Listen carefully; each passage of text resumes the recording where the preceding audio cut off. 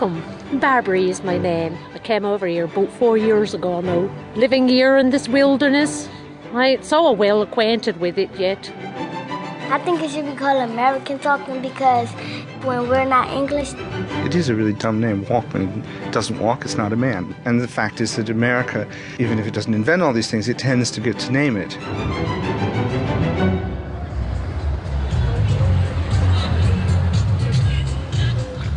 Our journey today begins 3,000 miles across the Atlantic in 21st century America.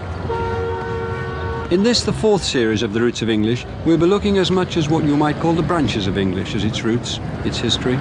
We, the Roots team, have gone worldwide to investigate what happens when spoken English takes wing following the routes of trade, adventure and discovery. From the steamy plains around 17th century Calcutta to the lush profusion of Botany Bay in Australia and the shining beaches of the island of St. Lucia in the Caribbean 4 centuries ago. We've come a long way from our hometown of Wigton in the cold northwest of England. This is Spanish Harlem in New York City. For years now, home to Puerto Ricans, or as they refer to themselves, Nuericans. Today, the corner of 116th Street and Lexington Avenue in New York City is also home to an increasing number of Mexican immigrants to the city. And it's here that one of the most significant features in the development of the English language in the United States is taking place. This is what they call Spanglish.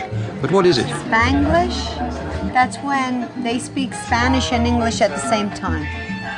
And they don't speak the right Spanish, and they don't speak the right English either. We'll be returning to the streets of New York later in the program. The mixing of words and phrases from different languages and cultures is, of course, at the very heart of the story of America. Tracing the beginnings of the English language on this continent brought me to the small Massachusetts town of Plymouth, home of the Plymouth Rock, onto which in 1620 a small band of English settlers first stepped, making that part of America their home. Yeah, they come from Isle of Man. He comes from. Yes, from Lancashire. If you won't even say right, she's richt. They're real old-fashioned up there. And Manasseh Kimpton, he comes from Northumberland, a place called Berwick-on-Tweed. And when he first arrived here, I couldn't understand him at all. Their lifestyle, their farming methods, and even the way they spoke is recreated today in an imaginative living museum called Plymouth Plantation. I stood surrounded by low, thatched cottages with walls made from closely interwoven branches to talk to Scott Atwood, the program interpreter. Well, 1627 is a pivotal year in the history of the colony. It was set up as a stock company with a 7-year agreement.